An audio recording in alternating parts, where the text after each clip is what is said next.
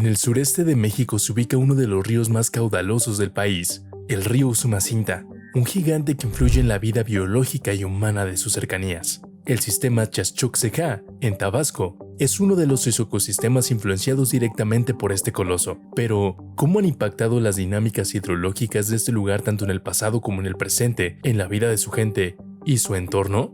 Ese es el reto del Grupo de Hidrología y Modelación del proyecto Chaschoc-Cejá, apoyándose en herramientas de percepción remota y el análisis hidrométrico. Este grupo cruza fronteras disciplinarias para entender la complejidad hidrológica del sistema. Los sistemas lagunares en el estado de Tabasco son altamente dinámicos, dependen mucho de la interacción con el río Usumacinta.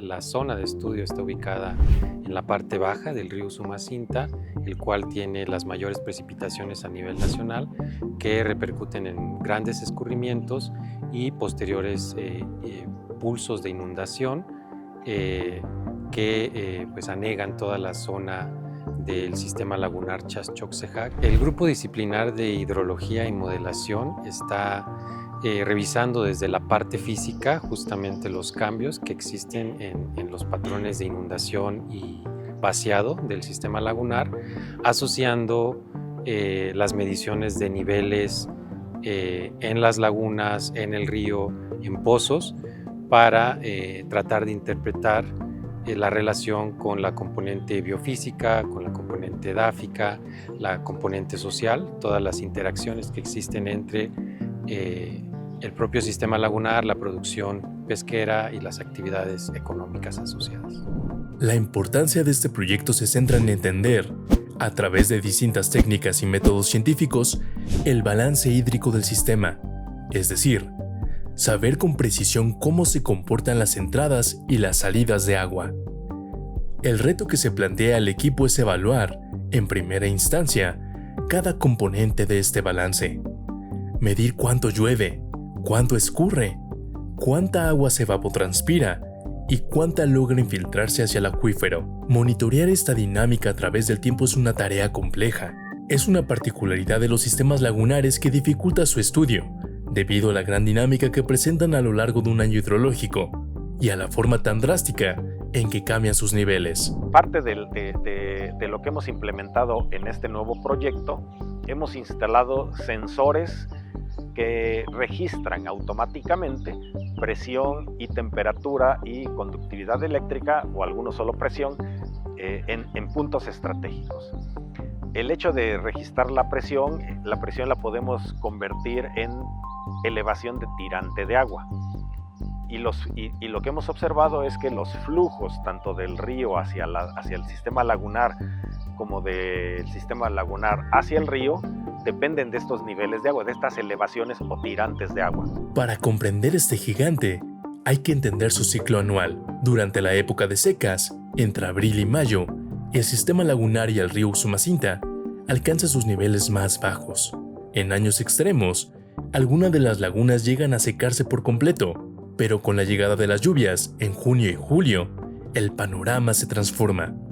El río comienza a crecer alimentado por las precipitaciones de las partes altas de la cuenca, y las lagunas recolectan el agua de los escurrimientos locales.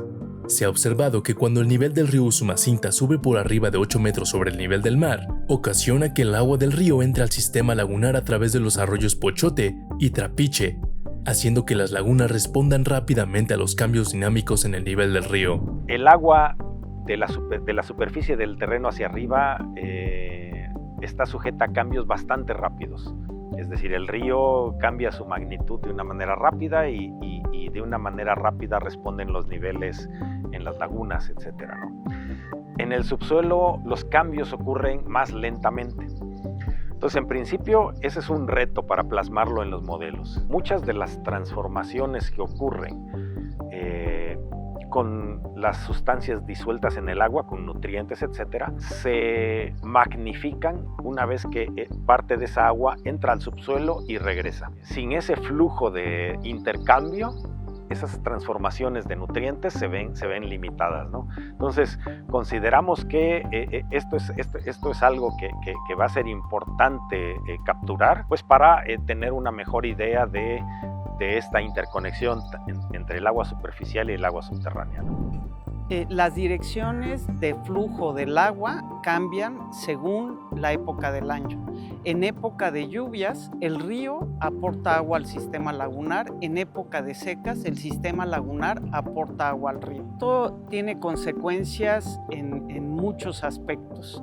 Por un lado está la cuestión de que el agua que aporta el río al sistema lagunar también puede aportar, por un lado, sedimentos y por otro lado, contaminantes. También esto nos ayuda a explicar la variabilidad del sistema lagunar, es decir, cómo varían y por qué varían los niveles del agua en el sistema lagunar. Hablando de consecuencias en la vida ligada al sistema lagunar, por un lado hay consecuencias para la vida acuática. Creo que es evidente que el nivel del agua afecta a los órganos que viven dentro del agua, pero por otro lado también a la vegetación dentro de la laguna y que circunda a la laguna. Al final, la respuesta más profunda que emerge de este estudio es que el agua lo conecta todo. En Chaschoxejá, el agua es un hilo conductor invisible, fluye en la superficie, viaja también por debajo de la tierra a través de los acuíferos, y sostiene tanto a las comunidades humanas como a los seres vivos que habitan este socioecosistema. Entender esta dinámica hidrológica tiene implicaciones cruciales. Los cambios en los volúmenes de la laguna dictan el intercambio y la transformación de nutrientes, impactando directamente a la flora, la vegetación circundante y la vida acuática. Además, la ciencia nos advierte sobre nuestra propia huella. En época de secas, cuando el volumen de agua es pequeño, los contaminantes se concentran y el sistema se vuelve mucho más vulnerable a las actividades humanas que en la época de lluvias abundantes. Por eso, para el grupo de hidrología y modelación, estudiar los balances de agua no es solo un ejercicio científico, es la herramienta fundamental para poner en evidencia procesos vitales. Conocer este equilibrio es lo que nos permitirá proponer opciones de gestión responsables, preservar el entorno y asegurar que cualquier proyecto futuro no altere el ecosistema de una región que late, vive y respira al ritmo del agua.